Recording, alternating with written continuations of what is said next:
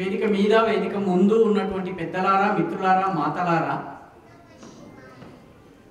భగవద్గీతలోని 2వ అధ్యాయంలోని 37వ శ్లోకం, హతోవా ప్రాప్యసి స్వర్గం జిత్వా వా భోక్షసే మహిం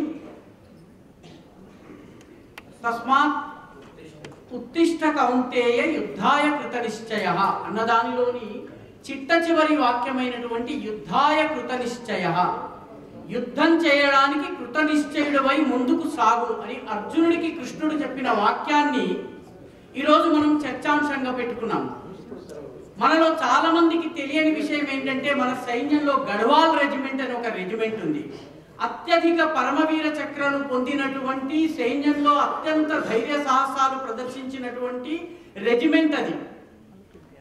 ఆ గఢవాల్ రెజిమెంట్ యొక్క ధ్యేయవాక్యము, మోటో, వాళ్ళ యొక్క స్లోగన్ యుద్ధాయ కృతనిశ్చయ. యుద్ధాయ కృతనిశ్చయ అని మన దేశపు సైనికుడు యుద్ధం చేసేందుకు వెళ్లే సమయంలో యుద్ధాయ కృతనిశ్చయ అని, యుద్ధం చేయడానికి కృతనిశ్చయుడుగా రా, కృతనిశ్చయుడు అయి యుద్ధరంగంలోకి వెళ్ళు అన్నటువంటి దృఢ సంకల్పంతో, కృతనిశ్చయంతో ముందుకు సాగమనేటటువంటి ధ్యేయవాక్యాన్ని అతను పలికి యుద్ధంలోకి వెళ్తాడు. మిత్రులారా, ఛత్రపతి శివాజీ గురించి మనం చెప్పుకుంటాం. శివాజీ గురించి సమర్థ రామదాస స్వామి ఒక మాట చెప్పారు, ధర్మాసాఠి మరావే మరూని అవధ్యాంసి మారావే మారితా మారితా ధ్యావే రాజ్య అప్పుడే. ధర్మము కోసము మరణించు, ధర్మము కోసము అవసరమైన చోట పోరాటానికి సిద్ధంగా అని చెప్పేటటువంటి వాక్యం అది. గురు గోవింద సింగ్ సిక్కు మతాన్ని స్థాపించినటువంటి 10 మంది గురువుల్లో ఒకరైనటువంటి గురు గోవింద సింగ్కి 4 బిడ్డలు. అందులో 2 చిన్నవాళ్ళు, 2 జోరావర్ సింగ్, ఫతే సింగ్. జోరావర్ సింగ్, ఫతే సింగ్లను మతం మారమని చెప్పి సర్హిందులో ఉన్నటువంటి నవాబు వాళ్ళని బలవంత పెడతాడు. వీళ్ళు మతం మారడానికి అంగీకరించారు. అప్పుడు వాళ్ళని సజీవంగా వాళ్ళ చుట్టూ గోడను నిర్మించేస్తాడు. ఈ గోడను నిర్మిస్తున్నటువంటి సమయంలో పెద్దవాడు ఏడుస్తాడు. వాడికి 10-11 సంవత్సరాలు. అప్పుడు చిన్నవాడు అంటాడు, అన్నా నువ్వెందుకు ఏడుస్తున్నావు? మనం గురుపుత్రులము, గురు గోవింద్ సింగ్ యొక్క పుత్రులము, ఎందుకు నువ్వు ఏడుస్తున్నావు? నీకు మరణ భయం వచ్చిందా అని అడుగుతాడు. అడిగినప్పుడు పెద్దవాడు అంటాడు, నీకన్నా ముందు పుట్టాను నేను, నాకన్నా ముందు నువ్వు చనిపోతున్నావు ధర్మం కోసము, అందుకని నేను ఏడుస్తున్నాను అంటాడు. గురు గోవింద సింగ్ యొక్క 4 కొడుకుల్లో 4 దేశం కోసం, ధర్మం కోసం పోరాడుతూ చనిపోతారు. 4 కొడుకులకి ప్రతీకగా ఆయన నేల మీద 4 గీతలు గీసి ఆ 4 గీతల్ని చెరిపేస్తాడు. అంటే నా 4 పుత్రుల్ని నేను దేశానికి సమర్పించేశాను, ధర్మం కోసం సమర్పించాను. గురు గోవింద సింగ్ యొక్క ధ్యేయవాక్యం ఏమిటి? కొంత దూరం ఇక్కడ మనం ఏఓసీలోకి వెళితే మనకు ఒక స్లోగన్ కనిపిస్తుంది, నిశ్చయ కర్ అప్నీ జీత్ కర్ అనే వాక్యం కనిపిస్తుంది. మీరు ఏఓసీలో ఎక్కడైతే పూల మొక్కలు అమ్ముతారో అక్కడ చూడొచ్చు మీరు. నిశ్చయ కర్ అప్నీ జీత్ కర్. ఆ మొత్తం పద్యం ఏంటంటే, దేహ శివావర మోహి ఇహే. ఓ శివుడా, నాకు వరమివ్వు. ఏం వరం ఇవ్వాలి? శుభకర్మనసే కభునటము. శుభకార్యము చేయడం కోసము, దేశం కోసం, సమాజం కోసం మంచి పని చేసేందుకు నేను వెనకడుగు వేయకుండా ఉన్నాను. నడరు అరిసోజబు జాయలడు. శత్రువుతో పోరాడేందుకు వెళ్లే సమయంలో నా మనసులో భయం కించిత్తు కూడా ఉండకూడదు. అయితే నేను మరణించడానికి వెళ్ళడం లేదు, నేను విజయం సాధించడానికి వెళ్తున్నానని గురు గోవింద్ సింగ్ చెప్తాడు. నిశ్చయ కర్ అప్నీ జీత్ కరో. ఖచ్చితంగా నాకు విజయం లభించుగాక. కాబట్టి యుద్ధాయ కృత నిశ్చయ అంటే యుద్ధంలో విజయమే లభించాలి. ఇక్కడ పరాజయానికి ఆస్కారం లేదు, డ్రా లేదు. ఇక్కడ అయితే విక్టరీ, కేవలం విక్టరీ. యుద్ధం అంటే ఏమి? మొట్టమొదట ఆలోచించవలసింది, యుద్ధం అంటే మనలో చాలా మందికి ఉన్నటువంటి భావన ఏంటంటే ఫిజికల్ ఫైట్. Physical fight. వాడి చేతిలో కత్తి, నా చేతిలో కత్తి, వాడి చేతిలో కట్టాలి, నా చేతిలో కట్టాలి, యుద్ధం జరగడమే యుద్ధం అన్నటువంటి ఒక తప్పుడు అభిప్రాయం మనలో చాలా మందిలో ఉంది. వాస్తవానికి ఆ ఫిజికల్ ఫైట్ ఏదైతే ఉందో, ఫిజికల్ ఫైట్ ఇస్ ది అన్నిటికన్నా చిన్న పార్ట్. అన్నిటికన్నా ముఖ్యమైన పార్ట్ ఏంటంటే ఈ దేశపు ప్రజానీకము సిద్ధంగా ఉందా లేదా, ఈ దేశపు ప్రజానీకము పోరాటానికి సిద్ధంగా ఉందా లేదా. మీకు తాజా ఉదాహరణ చెప్తాను. బంగ్లాదేశ్లో ఇప్పుడు భారత వ్యతిరేక స్లోగన్లు బాగా వినిపిస్తున్నాయి. మాజీ సైనికులు, రిటైర్ అయిపోయిన సైనికులు చెప్తున్నారు, ఇండియాని ఓడించడానికి మాకు 4 రోజులు చాలు. మొట్టమొదటి రోజు కలకత్తాని గెలుస్తాం, రెండవ రోజు లక్నోని గెలుస్తాం, మూడవ రోజు ఢిల్లీని గెలుస్తాం, 4వ రోజు ఎర్రకోట మీద బంగ్లాదేశ్ జెండా ఎగరేస్తాం. సైన్యం చెప్పిన మాట ఇది. అయితే బంగ్లాదేశ్ ప్రధానమంత్రి కాని ప్రధానమంత్రి మహమ్మద్ యూనుస్ ఏం చెప్తున్నాడు, దయచేసి భారత ప్రభుత్వమా, మాకు తినడానికి తిండి లేదు, కాస్త బియ్యం పంపించు.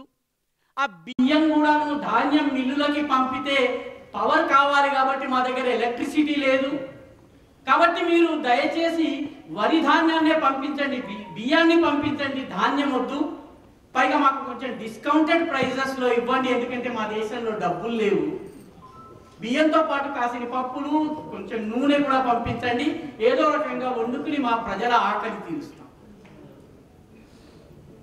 4 రోజుల్లో భారతదేశాన్ని గెలుస్తామని చెబుతున్నటువంటి బంగ్లాదేశ్ ఆర్మీ అన్నం తినడానికి తిండి లేదు. అంటే నేను యుద్ధానికి సిద్ధం కావాలంటే, యుద్ధాయ కృతనిశ్చయ కావాలన్నట్లయితే నా సైన్యం ఒక్కటే తుపాకీ కత్తి పట్టుకుని యుద్ధరంగానికి వెళితే సరిపోదు. ఈ దేశంలో ఉన్నటువంటి ప్రతి వ్యక్తి యుద్ధానికి సన్నద్ధం కావాలి. నా పాత్రను నేను ఎట్లా పోషిస్తాను, నా భూమికను నేను ఎట్లా నిర్వహిస్తాను, ఈ పోరాటంలో నా కర్తవ్యం ఏమిటి, దీనిని సర్వసాధారణ సమాజము చిట్ట చివరి వ్యక్తి ఎప్పటి వరకైతే ఈ యుద్ధానికి సన్నద్ధం కాడో అప్పటి వరకు సైన్యం విజయం సాధించలేదు. 4 రోజుల్లో మేము ఎర్రకోట మీద మా జెండా ఎగరేస్తామన్న వాళ్ళకి 4 పూటల భోజనం లేని పరిస్థితి. మిత్రులారా, దక్షిణ భారతదేశంలో అల్లావుద్దీన్ ఖిల్జీ రాజ్యం ఎలా వచ్చింది? ఇక్కడి నుంచి ఒక 300 కిలోమీటర్ల దూరంలో దేవగిరి, దౌలతాబాద్ అంటారు, ఇప్పుడు దేవగిరి ఉంది కోట. దయచేసి ఎప్పుడన్నా వీలుంటే దేవగిరి కోట దర్శించండి. దేవగిరి కోట is one of the most defensive of the forts. ఆ కోటలోకి ప్రవేశించలేరు. మీరు ఒక అడుగు వేయగానే ఎక్కడి నుంచో బాణం వచ్చి తగులుతుంది, ఎక్కడి నుంచో సలసల కాగుతున్నటువంటి నూనె వచ్చి మీ మీద పడుతుంది.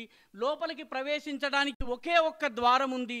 లోపల ఉన్నటువంటి గాదెలలో 6 నెలల వరకు సరిపడా ధాన్యం ఉంది. కాబట్టి ఆ కోటని అల్లావుద్దీన్ ఖిల్జీ చుట్టుముట్టినా కూడాను 6 నెలల పాటు ఆ ప్రజలు, ఆ రాజు, ఆ సైన్యం నిలబెట్టుకోగలరు. జరిగింది ఏంటంటే ఈయన తన దగ్గర ఉన్నటువంటి మొత్తం సైన్యాన్ని కాకతీయుల మీద యుద్ధం చేయడానికి పంపించాడు. కుమారుణ్ణి కూడా కాకతీయుల మీద యుద్ధం చేయడానికి పంపించాడు. అసలు బయట ఏం జరుగుతుంది, ఉత్తర భారతదేశంలో ఏం జరుగుతుంది కనుక్కునే ప్రయత్నం చేయలేదు. అల్లావుద్దీన్ ఖిల్జీ 24 కిలోమీటర్ల దూరం వరకు వచ్చిన తరువాత మాత్రమే అల్లావుద్దీన్ ఖిల్జీ సైన్యం వస్తుందన్న విషయం ఈ రాజుగారికి తెలిసింది. తెలియగానే రాజుగారు కోట తలుపులు మూసేసుకున్నాడు. ఎందుకంటే ఎవరు రారు, ఈ కోటను ఎవరు జయించలేరు కాబట్టి 6 నెలల పాటు బ్రతకొచ్చు అనుకున్నాడు. బ్రతకొచ్చనుకున్న తర్వాత ఒక 50-100 మంది సైనికులు మాత్రమే ఉన్నారు. వాళ్ళు కోటలోకి వెళ్ళారు, తలుపు మూసుకున్నారు. మూసుకున్న తర్వాత సరే మన ధాన్యం గాథలు ఉన్నాయి కదా, వాటిని తెరవండి, వంటలు వండండి అన్నారు రాజుగారు. లోపలికి వెళ్ళి చూసేసరికి అయ్యా ఇందులో బియ్యం లేదు, జొన్నలు లేవు, కేవలం ఉప్పు మూటలు మాత్రమే ఉన్నాయన్నారు. మొత్తము గాథలన్నిట్లో ఉప్పు మూటలు ఉన్నాయి, బియ్యము లేదన్న సంగతి రాజుకు తెలియదు.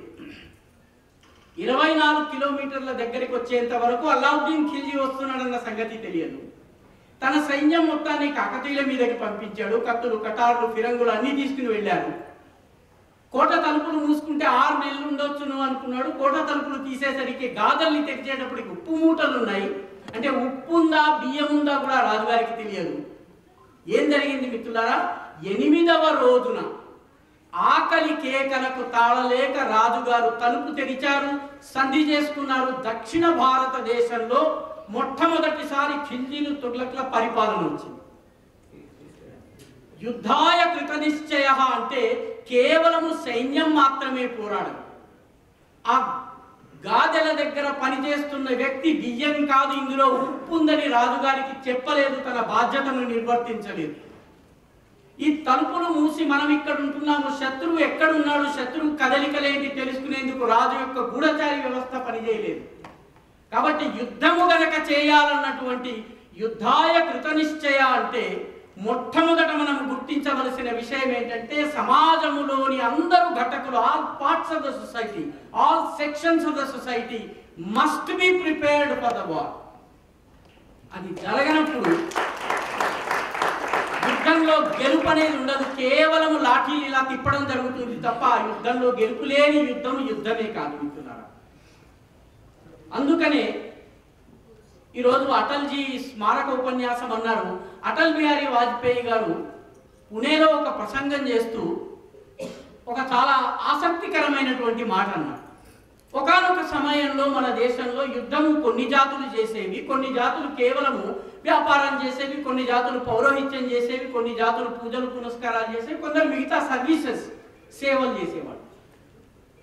ఆయన అంటారు 1757లో జరిగినటువంటి ప్లాసీ యుద్ధం గురించి ఆయన ప్రస్తావిస్తూ వాజ్పేయిజీ ఒక మాట అంటారు. ఏమంటారంటే ప్లాసీలో యుద్ధ రంగంలో పోరాడుతున్నటువంటి సైనికుల కన్నా పెద్ద సంఖ్యలో ప్రజలు యుద్ధంలో ఎవరు గెలుస్తారో చూసేందుకు అటు ఇటు బారులు తిరిగి కూర్చున్నారు. ఎందుకంటే సమాజంలో ఉన్న వాళ్ళందరికీ ఇది మా యుద్ధం అన్న భావన లేదు. ఒక సిరాజుద్దౌలా, ఒక రాబర్ట్ క్లైవ్కి యుద్ధము, ఎవడు గెలిస్తే నాకేమి.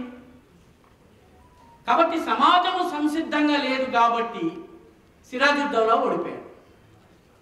ప్లాసీ యుద్ధం తరువాత పూర్తిగా ఈ దేశంలో ఆంగ్లేయుల పరిపాలన వచ్చింది. బాబర్ ఈ దేశంలో వచ్చి మొఘలు సామ్రాజ్యాన్ని స్థాపించిన తరువాత ఢిల్లీ దాని చుట్టూ ఉన్నటువంటి బ్రాహ్మణులందరూ, పురోహితులందరూ పొద్దునే నామాలు పెట్టుకుని మొత్తం అంతా కూడాను జంధ్యాలనిచ్చి చేత్తో ఇలాగా పట్టుకుని వెళ్ళేసేసి క్యూలో నిలబడ్డారు రాజుగారి కోట ముందు. ఎందుకు? వీళ్ళందరూ ఎవరు అని చెప్పి బాబర్ అడిగాట. అడిగితే వీళ్ళందరూ మీ దర్శనం కోసం వచ్చారు. ఎందుకయ్యా వీళ్ళందరూ అసలు ఈ దేశంలో ఎండ తాగలేకపోతున్నాను, ఇక్కడ మట్టి నాకు నచ్చలేదు, ఇక్కడ ఆహారం నచ్చలేదు, ఇక్కడ నీళ్లు బాగాలేవు, పైగా వీళ్ళందరికీ నేను దర్శనం ఇవ్వాలా అన్నట్ట బాబర్. లేదండి, మిమ్మల్ని చూస్తే తప్ప వాడు తమ పనులు మొదలు పెట్టారట. అదేంటయ్యా అన్నట్ట. అంటే వీళ్ళందరూ కూడా రాజదర్శనం చేసుకుంటే గాని పుణ్యం రాదని భావిస్తున్నారండి. ఎందుకంటే నా విష్ణు పృథివీపతి, రాజుగారు విష్ణువుతో సమానము, కాబట్టి మిమ్మల్ని తెలిస్తే విష్ణువుని చూసినట్టు అండి. విష్ణు ఎవరు అన్నాడు బాబా. ఏమనండి, వాళ్ళ దేవుడట అని. సో పొద్దునే గంగా నదిలోనో యమునా నదిలోనో స్నానం చేసిన తరువాత ఈ మహాపండితులు వేదాధ్యాయులందరూ వెళ్ళేసేసి బాబర్ దర్శనం కోసం నిలబడ్డారు. ఈ దేశం 500 సంవత్సరాలు మొఘలుల పాదాక్రాంతము కాకుండా ఎందుకుంటుంది?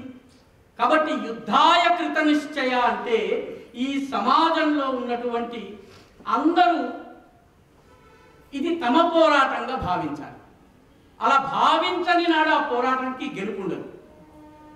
అటల్ బిహారీ వాజ్పేయి గారు ఒక మాట అన్నాడు, ఒక కవిత రాశారు. జనన మరణ क्षमिंचाली जनन मरण का खेल अनूठा, इसमें हमको हार नहीं, वह क्या चल पाएगा जिसको पथ पर प्यार नहीं. ఈ జనన మరణాల ఆట ఏదైతే ఉందో ఇందులో మాకు ఓటమి లేదు. ఈ బాటలో నడవాలని నిర్ణయించుకున్నవాడు ఆ బాటని గనక ప్రేమించలేకపోతే జిస్కో పథ పర్ ప్యార్ నహి, తన యొక్క మార్గము పట్ల, తాను నమ్మినటువంటి సిద్ధాంతం పట్ల, తన యొక్క ఆలోచన విధానం పట్ల, తన యొక్క విలువల పట్ల గౌరవం లేనటువంటి వ్యక్తి ఉన్నా ఒకటే పోయినా ఒకటి. ఇది వాజ్పేయిజీ అన్నారు. కాబట్టి యుద్ధం అంటే ఏమిటి? యుద్ధం అంటే ఒక రిజాల్వ్, ఒక దృఢమైనటువంటి సంకల్పం. యుద్ధం అంటే ఏమిటి? యుద్ధం అంటే ఒక కమిట్మెంట్ టు ద కాజ్. ఒక లక్ష్యాన్ని జీవితానికి ఎంచుకున్నప్పుడు దానికోసం జీవితం అంతా పోరాడడం, అది యుద్ధం అంటే. యుద్ధం అంటే నమ్మకం, చేస్తున్న పని పట్ల నమ్మకం. దీన్ దయాళ్ సేవా సమితి వాళ్ళ కార్యక్రమాన్ని ఆర్గనైజ్ చేశారు కాబట్టి దీన్ దయాళ్జీ జీవితంలోనే ఒక ఉదాహరణ మీ ముందు ఉంచుతాను. ఒకసారి దీన్ దయాళ్జీ కేరళ పర్యటనకి వెళ్ళారు. కేరళ పర్యటనలో ఆయనకు అప్పుడు జనసంఘం అంటే ఏంటండి, డిపాజిట్లు కోల్పోవడానికే అభ్యర్థులు పోటీ చేసేవాడు. ఆహా నాకు 400 ఓట్లు వచ్చాయంటే నాకు 370 ఓట్లు వచ్చాయని చెప్పి చెప్పుకునేవాడు జనసంఘం అంటే. దీన్ దయాళ్జీ కేరళలో పర్యటిస్తున్నప్పుడు ఆయనకి సహాయం చేసేందుకు ఒక సహాయకుడు దీన్ దయాళ్జీ వెంట తిరుగుతున్నాడు, స్థానిక స్వయం సేవక కార్యకర్త. అతను ఈ విదేశీ సంస్కృతి, ఈ విదేశీ జీవన విధానం, దానిని తిడుతూ మన దేశం పైన విదేశీ సాంస్కృతిక దురాక్రమణ గురించి, దాని గురించి చాలా ప్రసంగిస్తూ ఉన్నాడు. దీన్ దయాళ్జీ విన్న తర్వాత ఒక 10 నిమిషాల తరువాత దీన్ దయాళ్జీ అతను ఆపారు. ఆపితే అతను ఆగకుండా, చూడండి మా ఇక్కడ ఉన్నటువంటి దుకాణాల మీద బోర్డులు చూడండి, అంతా ఇంగ్లీష్లో ఉన్నాయి, ఒక్కటి కూడా మలయాళంలో లేదు అని అన్నాడు. అప్పుడు దీన్ దయాళ్జీ అతన్ని ఆపి, బాబు నువ్వు సంతకం చేస్తావా? సంతకం చేస్తానండి. చేస్తాను. ఏ భాషలో చేస్తావు అని. ఇంగ్లీష్లో చేస్తాను. నువ్వు ఇంగ్లీష్లో సంతకం చేస్తావు, చాలా చిన్న విషయము. నీ సంతకము నీ మాతృభాషలో ఉండదు. నువ్వు బోర్డుల మీద మలయాళం ఉండాలని కోరుకుంటున్నావు, పిల్లలు మలయాళ మీడియంలో చదవాలని కోరుకుంటున్నావు. కాబట్టి యుద్ధం అంటే, యుద్ధం ఇస్ అ బిలీఫ్. నువ్వు నమ్మనటువంటిది దానికోసం నువ్వు పోరాడలేవు. కాబట్టి యుద్ధం అంటే రిజాల్వ్, యుద్ధం అంటే కమిట్మెంట్, యుద్ధం అంటే నమ్మకము, యుద్ధం అంటే ప్రిపరేషన్. యుద్ధం కోసం తయారీ చేయవలసి ఉంటుంది. యుద్ధం కోసం ఒక సమాజాన్ని సంపూర్ణంగా సిద్ధం చేయాల్సి ఉంటుంది. నేను ఒకసారి ఒక మిలిటరీ కల్నల్ గారు, వారి బంధువులు ఇక్కడ ఉన్నారు, ఆ కల్నల్ గారు రావు గారు ఇక్కడే సైనిక్పురిలో ఉంటారు. వారితోటి మేము 1965 వారికి 50 సంవత్సరాలైన సందర్భంగా మీటింగ్లు ఏర్పాటు చేశాం. దానిలో కల్నల్ రావు గారు మొత్తం అందరూ మహావీర చక్ర, వీరచక్ర పొందినటువంటి డాక్టర్లు, తర్వాత సైనికాధికారులు, వీళ్ళందరినీ తీసుకొచ్చారు. మీరు కూడా ఒకసారి మాట్లాడాలి అంటే, నేను మాట్లాడేది మీకు నచ్చదు అన్నాడు. అంటే అదేంటండి అంటే, మీరు ఏం మాట్లాడినా మేము వింటాము, చప్పట్లు కొట్టడం మాకు అలవాటు లేదు కాబట్టి మేమైతే పూర్తిగా వింటామండి, నచ్చకపోతే మీకు చెప్తాం కానీ మేము మిమ్మల్ని అడ్డుకోము అన్నాం. ఆయన అన్నారు, యుద్ధం చేస్తే ఏం జరుగుతుంది ఆయన చెప్పారన్నమాట. 15 నిమిషాల ప్రసంగం, నా జీవితంలో మర్చిపోలేను. ఆయన అన్నాడు, యుద్ధము ప్రారంభమైనటువంటి మరుసటి రోజు నువ్వు దీపాలు వెలిగించలేవు, ఎలక్ట్రిక్ కరెంటు పెట్టలేవు, ఎలక్ట్రిక్ లైట్ పెట్టలేవు. ఎందుకంటే నువ్వు లైట్ పెట్టినట్టయితే శత్రువు పైన ఉన్నటువంటి శత్రువుకి ఇక్కడ ఏదో జనావాసం ఉందని తెలుస్తుంది, నీకు బ్లాక్అవుట్ విధించాల్సి ఉంటుంది. ముందు నువ్వు ఇంట్లో దీపం వెలిగించలేవు, నువ్వు కరెంట్ లైట్ వెలిగించలేవు, ఫ్యాన్ వాడలేవు. ఎందుకంటే విద్యుత్ జనరేటర్లన్నీ కూడా పనిచేయడం కోసము యుద్ధ భూమికి తీసుకెళ్తావు. వారం తరువాత నీకు బజార్లోని పెట్రోల్ దుకాణంలో పెట్రోల్ దొరకదు. ఎందుకు పెట్రోల్ దొరకదంటే, ఈ పెట్రోల్ అంతా కూడా సరిహద్దుల్లో పోరాడేటటువంటి సైనికుడి ట్యాంక్ కోసం వెళుతుంది, వాడి జీప్ కోసం వెళుతుంది, వాడి వాహనం కోసం వెళుతుంది. కాబట్టి నువ్వు డిపార్ట్మెంటల్ స్టోర్కి వెళ్ళి కూరగాయలు లేకపోతే నువ్వు దినుసులు కొనుక్కోవాలనుకో, అవన్నీ దొరకవు, రేషనింగ్ ఉంటుంది. ఎందుకు రేషనింగ్ అంటే, సరిహద్దులో పోరాడేటటువంటి సైనికుడికి ఆహారం కావాలి కాబట్టి వెళుతుంది. ఇప్పుడు చెప్పండి, పెట్రోల్ లేనటువంటి, ఎలక్ట్రిక్ కరెంట్ లేనటువంటి, డిపార్ట్మెంటల్ స్టోర్లో దినుసులు లేనటువంటి రోజులు మీరు ఎన్ని రోజులు గడుపుతారు? సభలో కూర్చున్న వాళ్ళు ఎవరు మాట్లాడలేదు. యుద్ధం అంటే మనకి అక్కడెక్కడో బాంబులు పేలడం అలా చూడటం అనుకుంటాం. యుద్ధము వల్ల మీరు, నేను, మనం అందరము ప్రభావితులవుతాము. దాని ప్రిపరేషన్ మనలో ఉందా లేదా? ఆ ప్రిపరేషన్ లేకుండా మనం యుద్ధానికి వెళితే మనం విజయం సాధించే ప్రశ్నే లేదు. కాబట్టి యుద్ధం అంటే ప్రిపరేషన్, యుద్ధం అంటే ఇన్వాల్వ్మెంట్, యుద్ధం అంటే డెడికేషన్. ఎటువంటి డెడికేషన్? వాజ్పేయిజీ ఒక కవిత రాశారు, వాజ్పేయిజీ రాసినటువంటి కవితలో ఆయన కవిత ముగింపు వాక్యం మీకు నేను వినిపిస్తాను. జబ్ తక్ గంగా మే ధార సింధు మే జ్వార్ అగ్ని మే జలను సూర్య మే తపన శేష. ఎప్పటి వరకైతే గంగలో ధార ప్రవహిస్తూ ఉంటుందో, సింధులో ఎప్పటి వరకైతే ఉప్పొంగుతూ జలం వెళుతూ ఉంటుందో, అగ్నిలో తపన అంటే వేడి ఉంటుందో, అదే విధంగా సూర్యుడి లోపల మండే స్వభావం ఉంటుందో, జబ్ తక్ గంగా మే ధార సింధు మే జ్వార అగ్ని మే జలన సూర్య మే తపన शेष स्वतंत्र भारत की बलिवेदी पर अर्पित होंगे अगणित जीवन यौवन अशेष.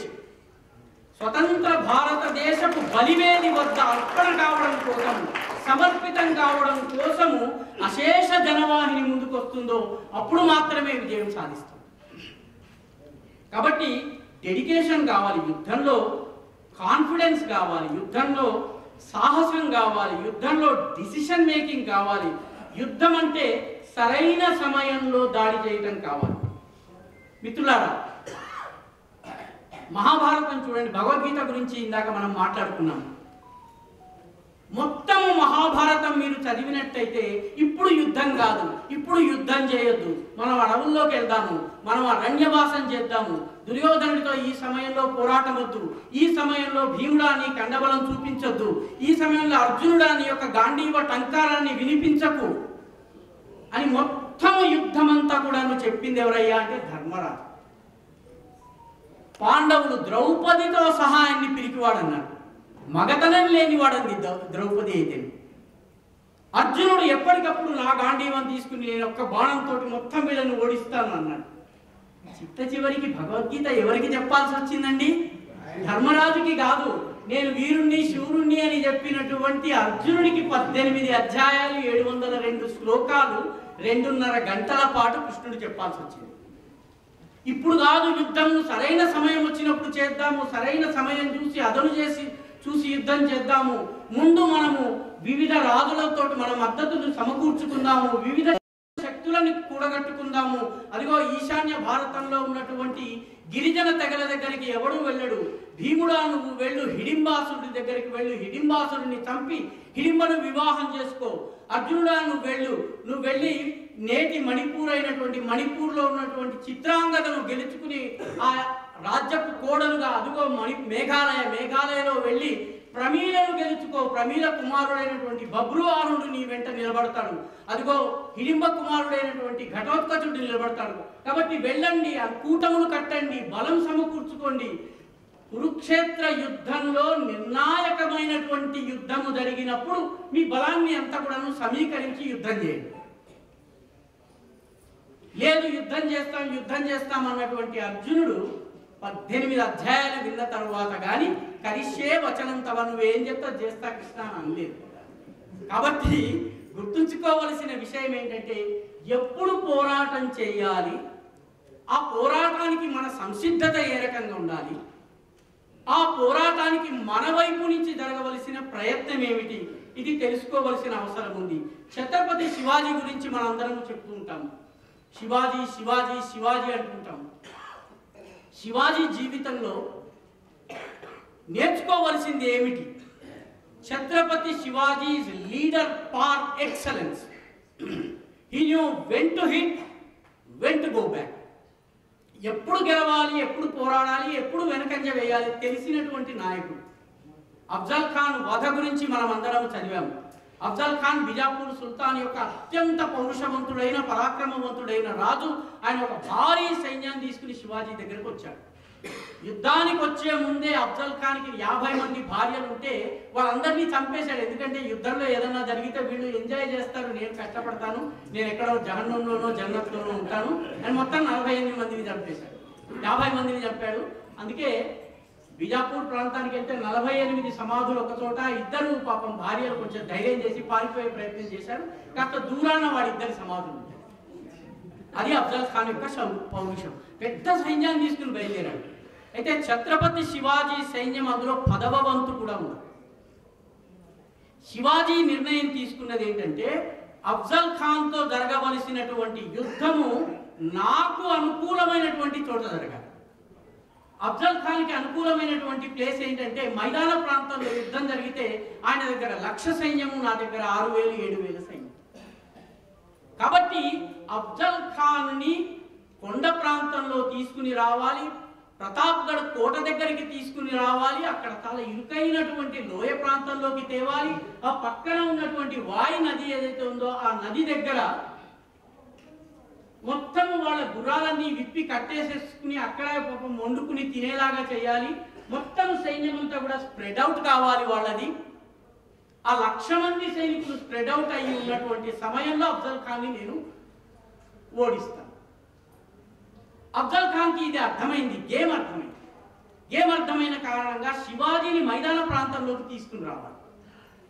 మైదాన ప్రాంతంలోకి తీసుకుని రావడం కోసం అఫ్జల్ ఖాన్ ఏం చేశాడు, కొల్హాపూర్లో ఉన్నటువంటి లక్ష్మీదేవి దేవాలయాన్ని ధ్వంసం చేశాడు. శివాజీ బయటకు వస్తాడేమో, ఎందుకంటే ఆయన హిందూ హృదయ సమ్రాట్ కదా, రాలేదు. పంఢర్పూర్లో ఉన్నటువంటి విఠల దేవాలయాన్ని ధ్వంసం చేశాడు. శివాజీ బయటకు రాలేదు. ఆ తరువాత తుల్జా భవానీ మందిరాన్ని ధ్వంసం చేశాడు. గోవులను వధించాడు, బ్రాహ్మణులను వధించాడు. ఎందుకంటే శివాజీని గోద్విజ పరిపాలకుడు అని చెప్పేవాడు. గోవుల్ని చంపాడు, ద్విజులు అంటే బ్రాహ్మణుల్ని చంపాడు. శివాజీ బయటకు రాలేదు. ఎంత చేసినా కూడాను శివాజీ తన యొక్క పర్వత ప్రాంతాల్లోంచి బయటకు రాలేదు. చివరికి శివాజీ బయట ప్రచారం ప్రారంభించాడు. ఏమని ప్రచారం ప్రారంభించాడంటే, శివాజీకి అఫ్జల్ ఖాన్ని చూడగానే వణుకొస్తుంది, ఆయన పేరు చెప్తే నిద్ర పట్టడం లేదు. అఫ్జల్ ఖాన్కి ఒకడొచ్చి కబురు చెప్పాడు, రెండో వాడు వచ్చి కబురు చెప్పాడు. ప్రజలందరూ తిట్టడం మొదలుపెట్టాడు. ఏమి శివాజీ అయ్యా, పనికి మాలిన వాడు, అనవసరంగా మమ్మల్ని అంతా విధ్వంసం చేసేసేస్తున్నాడు, దేవాలయాలు ధ్వంసం అవుతున్నాయి, ఎక్కడ శివాజీ, ఎక్కడ శివాజీ, ఎక్కడ శివాజీ. ఇవన్నీ అఫ్జల్ ఖాన్ చెవిలో పెడుతున్నాయి. కృష్ణాజీ పంత్ అనేటటువంటి ఒక దుబాసిని పంపించాడు. ఈ దుబాసి వెళ్ళి చెప్పాడు, శివాజీ మీ పేరు వినగానే వణికిపోతున్నాడండి, మీ ముందు ఆత్మసమర్పణ చేయాలని చెప్పి లొంగిపోవాలని నిర్ణయించుకున్నాడు. ముందు నమ్మలేదు, తర్వాత పదే పదే ఇదే సమాచారం వచ్చేటప్పటికి అఫ్జల్ ఖాన్ నమ్మాడు. సరే అయితే శివాజీని వచ్చేసి నా దగ్గర ఆత్మసమర్పణ చేయమని లొంగిపోమ్మను. లేదండి, ఆయనకి పాపం బయటకు రావాలంటే భయంగా ఉంది, మీరు దయచేసి వెళ్ళినట్టయితే కోటలో కాకుండా కోట బయట ఉన్నటువంటి మైదాన ప్రాంతంలో ఒక చిన్న గుడారం నిర్మిస్తారు, ఆ గుడారంలో శివాజీ మీ ముందు లొంగిపోతాడు. అప్పుడు అఫ్జల్ ఖాన్ అన్నాడు, మరి నా సైన్యం, మీ సైన్యాన్ని మీరు తీసుకుని రావచ్చునండి. ఆ వాయి నది మొత్తం ఏదైతే వాయి నది మహారాష్ట్రలో మీరు కనుక సహ్యాద్రి కొండల్లో ఆ ప్రతాప్గఢ్ కోట దగ్గరికి వెళ్తే ఆ నది మొత్తం ఇలా విస్తరించుంటుంది. సైన్యం అంతా అక్కడ గుర్రాల్ని కట్టేశారు. సైన్యం అంతా కూడా స్నానాలు చేయడాలు, గుర్రాల్ని కడగడాలు, ఆ తర్వాత వంటలు చేసుకోవడాలు. ఎందుకంటే శివాజీ ఎలాగో లొంగిపోతున్నాడు, మన యుద్ధం పూర్తయిపోయిందని ఆదమర్చి ఉన్నారు. మరొక వైపు శివాజీ ఈరోజు అఫ్జల్ ఖాన్ ని కలవాల్సి ఉంది, నాకు చాలా భయంగా ఉంది, అఫ్జల్ ఖాన్తో పాటు 10 మంది గనక అంగరక్షకులు ఉన్నట్లయితే నాకు చాలా ప్రమాదకరము, నాకు కుదరదు, నేను ఈ 10 మంది ఉన్నా కూడా రాలేను, నేను ఒక అంగరక్షకుని తెచ్చుకుంటాను, శివాజీ ఒక అంగరక్షకుని, అఫ్జల్ ఖాన్ ఒక అంగరక్షకుని తెచ్చుకోవాలి అన్న. అంటే అఫ్జల్ ఖాన్కి అప్పటికే తాను గెలుస్తానన్నటువంటి ఓవర్ కాన్ఫిడెన్స్ వచ్చింది. సరే సరే కానీ అన్నాడు. అఫ్జల్ ఖాన్ ఒక అంగరక్షకుని తీసుకొచ్చాడు, ఛత్రపతి శివాజీ ఒక అంగరక్షకుని తీసుకొచ్చాడు. నాయకుడి యొక్క ప్రిపరేషన్ ఎలా ఉంటుందంటే, ఛత్రపతి శివాజీ తీసుకొచ్చినటువంటి సైనికాధికారి ఎవరైతే ఉన్నారో అతని పేరు యశోజీ కంగ్, క్షమించాలి, జీవా మహాలా. ఈ జీవా మహాలా అని ఛత్రపతి శివాజీ ఎందుకు ఎంచుకున్నాడంటే Shivaji 5 feet 1 inch, Afzal Khan 6 feet 5 inch. 6 feet 5 inchకి 6 feet 5 inch అంగరక్షకుడు వస్తాడు. కాబట్టి ఛత్రపతి శివాజీ యొక్క 5 feet 1 inch తోటి అఫ్జల్ ఖాన్ని కొట్టడం కష్టం. కాబట్టి నా అంగరక్షకుడు ఎవడైతే ఉన్నాడో వాడు 7 అడుగుల వాడై ఉండాలి. జీవా మహాలా 7 feet 2 inch. జీవా మహాలా చేతిలో బల్లెం ఉంది. జీవా మహాలాకి ఇచ్చినటువంటి ఆదేశం ఏంటంటే, నువ్వు నన్ను రక్షించదు, నువ్వు శివాజీ అఫ్జల్ ఖాన్తో పాటు వచ్చినటువంటి అంగరక్షకుడు ఎవడన్నాడో వాడిని చంపు, వీడి సంగతి నేను చూసుకుంటాను. ఆ బయట ఒకరిని నియమించారు. వాడి పని ఏంటంటే లోపల గుడారంలో హడావిడి మొదలు కాగానే నువ్వు నీ దగ్గర ఉన్నటువంటి బూరా, మహారాష్ట్రియన్ బూరా ఉంది, ఆ బూరాని ఊదాలి. బూరా ఎప్పటి వరకు ఊదాలి? కోట మీద, ప్రతాప్గఢ్ కోట మీద ఢంక మోగడం ప్రారంభమయ్యేంత వరకు నువ్వు మోగించాలి. ఎప్పుడైతే ఢంకా శబ్దం విన్నావో ఆ బూరాన్ని పారిపో, నీ ప్రాణాన్ని కాపాడు, నీ ప్రాణాన్ని కాపాడు. ఢంక మోగినటువంటి మరుక్షణము 4-5 చోట్ల మాటు వేసినటువంటి మరాఠా సైనికులు ఈ నిద్రపోతున్నటువంటి, స్నానాలు చేస్తున్నటువంటి, బట్టలు తుక్కుంటున్నటువంటి సైనికుల మీద పడతారు. 1,00,000 మంది సైనికుల్లో ఒక 200-300 మంది మాత్రమే బిజాపూర్కి తిరిగి వెళ్ళారండి. కాబట్టి నాయకుడికి సరైనటువంటి నిర్ణయం సరైన సమయంలో తీసుకోవడం అనేది ఉండాలి. అది ఎప్పటి వరకు అయితే రాదో అప్పటి వరకు కూడా నాయకుడు కాదు. మోదీజీ క్యా కర్ రహే హై, ఏం చేస్తున్నారు మోదీ గారు? మోదీ గారు కావాలి, మాకు యోగి గారు కావాలండి. ఎందుకంటే మోదీ గారు అయిపోయింది, గడ్డం తెల్లబడిపోయింది. ఒక ఆయన గడ్డం గీసుకుంటున్నాడు కాబట్టి తెలుపు నలుపు మీకు తెలియడం లేదు. The problem is we don't trust our own leaders. When you don't trust your leaders, వారిలో విజయం అనేది అసాధ్యం. కాబట్టి యుద్ధాయ కృత నిశ్చయ అంటే ఇవన్నీ కావాలి. కాబట్టి ముగింపులో ఒక్క విషయం చెప్పి నేను ముగిస్తాను. నేను చాలా కాలం అస్సాంలో సంఘ ప్రచారంగా పనిచేశాను. అస్సాంలో ఒక అద్భుతమైనటువంటి ఉదాహరణ ఉంది. అస్సాంలో వైష్ణవ ధర్మాన్ని ప్రచారం చేసేందుకు మహాపురుష్ శ్రీమంత శంకర్ దేవ్ అనేటటువంటి ఒక మహానుభావుడు ఆవిర్భవించాడు. 126 సంవత్సరాలు ఆయన జీవించాడు. ఆయన అస్సాంలో ఎప్పుడైతే భాగవత ధర్మాన్ని ప్రచారం చేయటం మొదలుపెట్టారో అస్సాంలో ఉన్నటువంటి రాజులందరూ ఆయన పైన కత్తి ఆయనని దేశం నుంచి పరిగెత్తించారు. మొత్తం పారిపోవాల్సి వచ్చింది. తన యొక్క భక్తులు కొందరిని తీసుకుని పారిపోయి వెళ్ళారు. ఈ పారిపోయి వెళ్తున్నటువంటి సమయంలో సైనికులు, ఆయన భక్తుల అనుచరులందరూ కూడాను అయ్యో మనం ఓడిపోయామని చెప్పి ఏడవడం మొదలుపెట్టారు. ఆ సమయంలో శ్రీమంత శంకర్ దేవ్ ఒక గీతాన్ని పాడాడు. దాన్ని బర్ గీత్ అంటారు, అంటే పెద్ద గీతము. బర్ అంటే బడా గీత్ అన్నారు. ఆ గీతము ఆ సమయంలో ఉంది, నేను వివరించే ప్రయత్నం చేస్తాను. ఆయన ఏమంటాడంటే పారిపోతూ చెప్తాడనమాట. హునో రే హునో వైరి ప్రమాణ నిఖసర నాహ నిదాన. అస్సాంలో సాగాస్త హాన్ ఉచ్చారణ చేస్తారండి. అందుకని అస్సాంలో ఎవరి దగ్గర ఆశీర్వాదం తీసుకోకూడదు. ఎందుకంటే శతాయుష్మాన్ భవానాల్సిన చోట కూడా హతాయుష్మాన్ భవాన్. హునో రే అంటే సునో రే సుర వైరి ప్రమాణ అంటే సురులందరికీ, అంటే దేవతలందరికీ శత్రువు అయినటువంటి రావణాసురుడా విను. నిఖసర నాహ నిదాన, రాక్షస జాతిని అంతమొందించేందుకే నువ్వు వచ్చావు రావణాసుర అని చెప్పి అంటాడు. రామనామజమ హమరొక హాజియే హమదలే కయలిపోయాన. రామనామం అనేటటువంటి, రాముడు అనేటటువంటి ఒక అద్భుతమైన వీరుడు వచ్చాడని చెప్పి వాక్యంలో చివరి లైన్ ఉంటుంది. ఈ శంకర్ దేవ్ రావణాసుడికి ఒక సలహా చెప్తాడు ఆ గీతను. ఏమని చెప్తాడంటే అంధముగుధ దహ కంధ పాప బుధ జానకికో కిరత సరాయి రఘుపతి పగధర ధర రజనీసర హంకర కహతు ఉపాయ. హంకర అంటే శంకర అన్నమాట. ఇందాక చెప్పాను కదా, సాహా అవుతుంది. దానిలో ఏం చెప్తాడంటే నువ్వు అంధుడా, ఓ మహిళ యొక్క మోహంలో పడి ఉన్నటువంటి వాడా, నువ్వు శంకరదేవి నీకు ఒక సలహా ఇస్తున్నాడు. ఆ సలహా ఏంటంటే జానకీదేవిని, సీతాదేవిని నెత్తి మీద పెట్టుకెళ్ళి రాముడి దగ్గరకు వెళ్ళి రాముడి చరణాలు పట్టుకో. ఎప్పుడు చెప్పాడండి ఈ మాట? వెన్ హీఈస్ రన్నింగ్ అవే, యుద్ధ భూమిని వదిలి వెళుతున్న సమయంలో ఈ పాట పాడాడు. అంటే ఓటమి అనేది తాత్కాలికం మాత్రమే, అంతిమ విజయం కోసం మనం పని చేయాలి. దీనికోసం ఎవరైతే దృఢ సంకల్పులై ఉంటారో వారు యుద్ధాయ కృత నిశ్చయం చేస్తారు. మనకి చాలా మందికి మహబూబ్ నగర్ దగ్గర కానివ్వండి, కర్ణాటకలో కానివ్వండి, కొందరు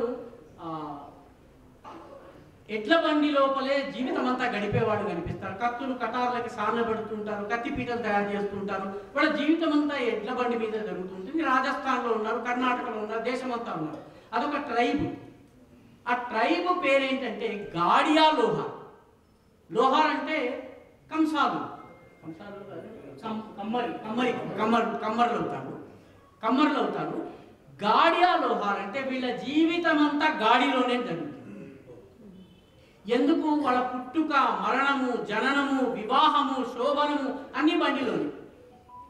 ఎందుకంటే అప్పుడెప్పుడో 14-15వ శతాబ్దంలో రాణా ప్రతాప్ యొక్క సైన్యంలో అంతర్భాగంగా వీళ్ళు హల్దీఘాట్లో యుద్ధం చేశారు.